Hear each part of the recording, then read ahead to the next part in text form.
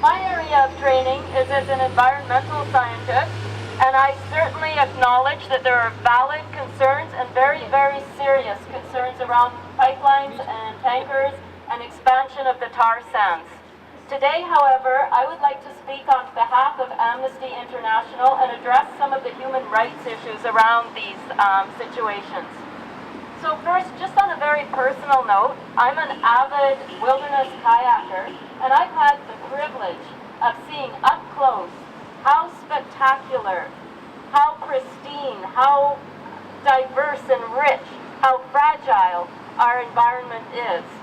And it's wild. It's no place for tankers carrying bitumen.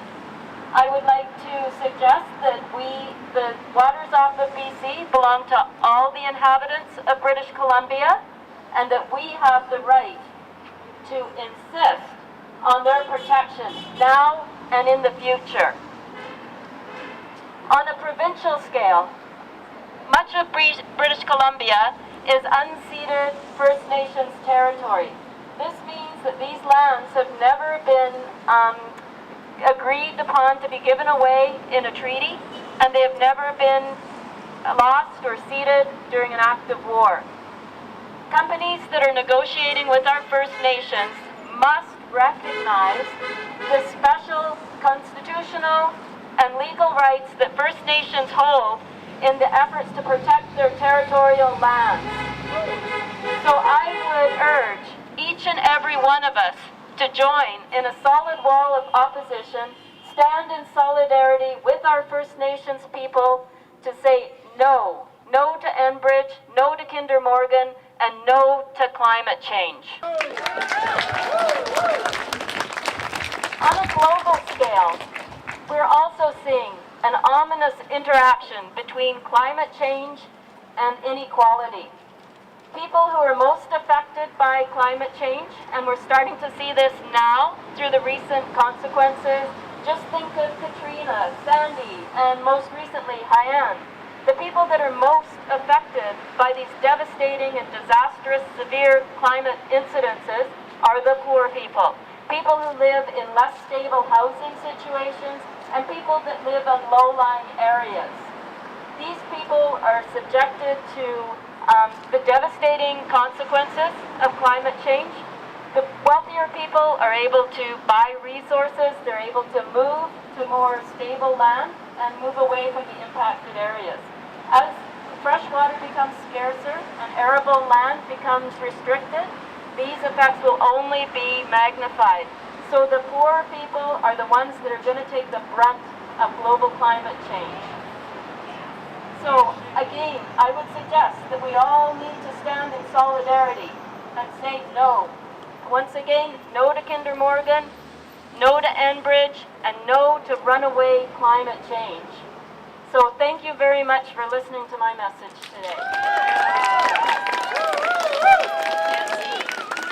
Now, next, I would like to introduce Rod Brindamore. He's going to speak to us today on behalf of the Green Party.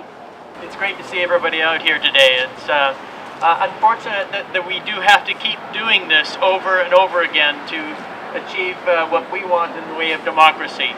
I know that we've been on this lawn a number of times in the past, and I'm afraid that over the next few years we're going to be on this lawn a number of times in the future.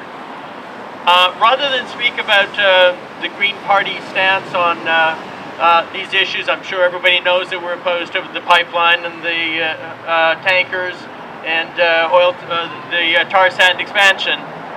I'm going to speak today a bit about one of the things that we may not fully recognize that we can do. Sure, we can be out here, and we do have to be out here to have our voices heard. I think though that we have to have a greater involvement in the electoral process. Get out there and support the candidates that you choose, that you think are going to best represent you. Be prepared to put effort in during an election where you'll need to be feet on the ground, knocking on doors, getting people out to vote.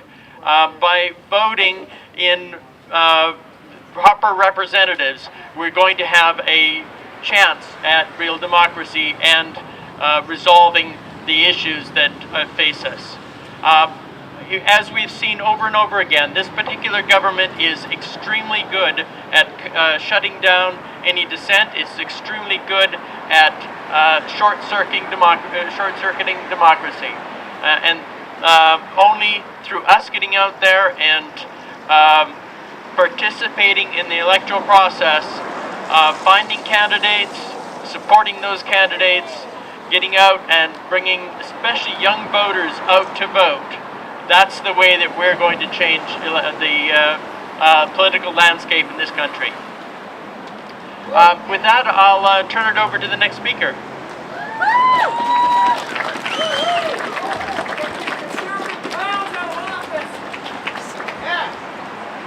Okay, thank you very much, Rod. Now I would like to introduce our next speaker, who is Rick Glumac, City Councillor from Port Moody. Rick is here also as a representative of the NDP party and will, I hope, give us an update on the Kinder Morgan Town Hall that's proposed. Okay, thank you. Can you guys hear me? Yeah. All right. Although I'm a city councillor, I'm speaking here today purely on my own behalf. I don't want there to be any confusion there. We're at a crossroads right now of democracy and how we use science to guide our decision-making process.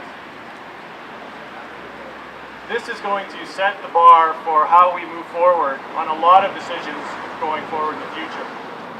We have to do it right. And doing it right means listening to the scientists and allowing them to make an accurate assessment of risk, and sometimes when that risk is too high, not be afraid to say no, based on science. And also how we allow people to speak in this decision-making process. I've been hearing that that there won't be any hearings in Burnaby, and this is very concerning for me.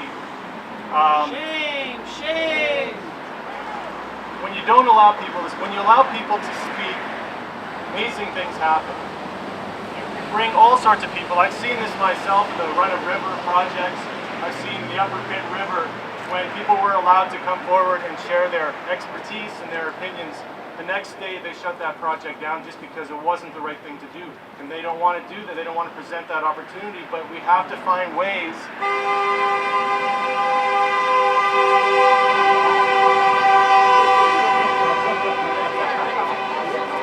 That guy has a voice. We have to find ways to allow people to speak up on this issue. I went, as far as I'm aware, there's been only one time in all of the Tri-Cities that they had any kind of meeting, and that was in Valcara, and there was about 20 people that came because it was such a small venue and nobody really knew about it. I put forward a motion at City Council for Port Moody to host a town hall meeting and invite Kinder Morgan to come. That motion passed. Only one councillor voted against it. We want people to come out to share their voice and share their expertise.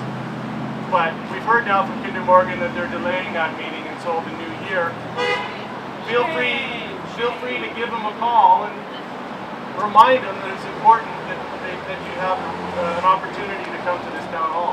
Go to their website, send them an email, encourage them, because we need to talk about this, and we need to get this out in the public forum and have a good dialogue about it, understand what all the risks are, and make the right decision. And I do have a bit of a quick message from Finn Donnelly. Finn Donnelly, he sends his support. He can't be here today, but I'll read a little thing here from Finn. So, proper consultation and strong environmental assessments are the bedrock of sustainable development. Certainly there is widespread public concern about the anticipated Kinder Morgan proposal. People we talk to are worried about things like the increased environmental risks of an expanded pipeline,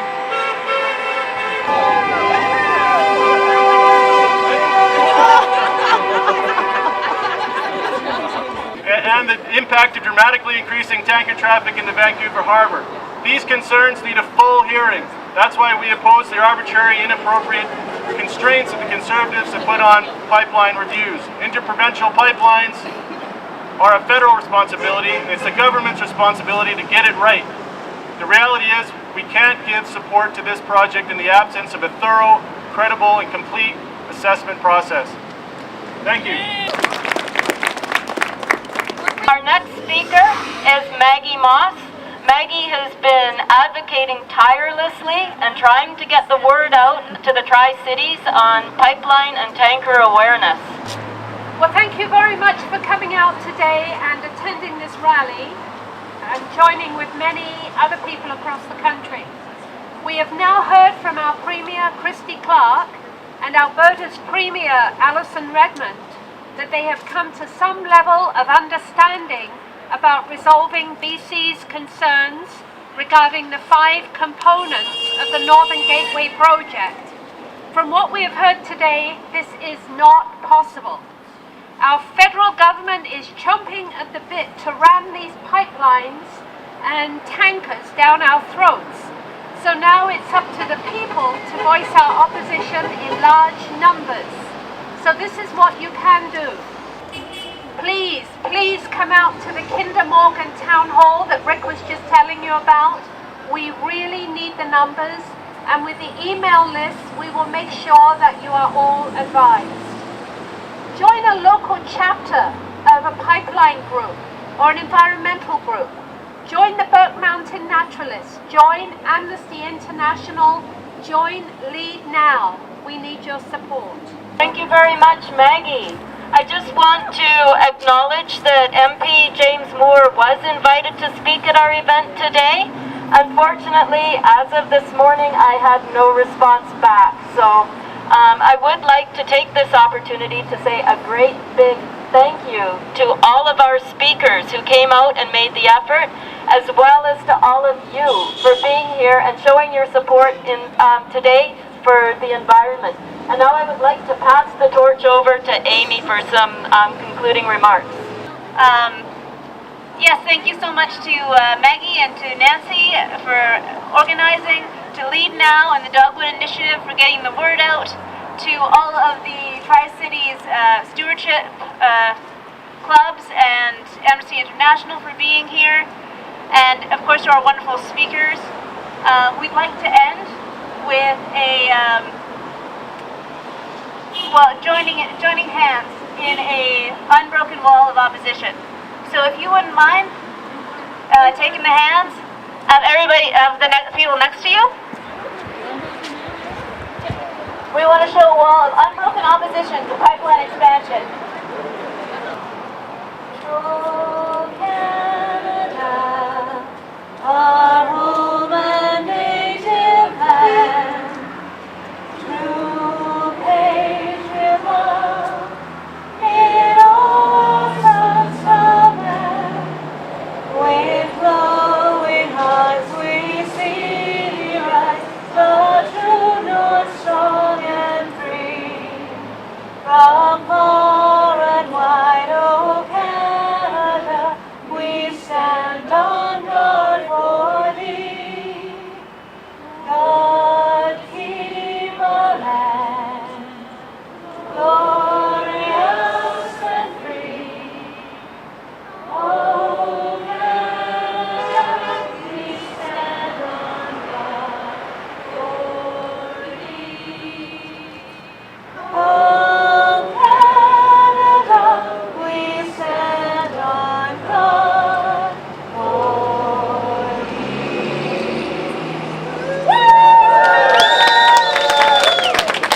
Thank you so much, everybody. We're also concerned about rapid climate change that's causing hurricanes and typhoons that are affecting the poorest people who are unprepared all around the world, like what's happening in the Philippines. It's something to the effect of 97% of scientists agree climate change is happening, and we have a very small window of time to stop it from happening. So we had a great turnout today at the rally.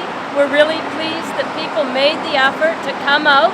We had a great lineup of speakers, and we also had a call to action. So there is an upcoming Kinder Morgan Town Hall, which will be held in Port Moody. So stay tuned for further details on that. Thanks.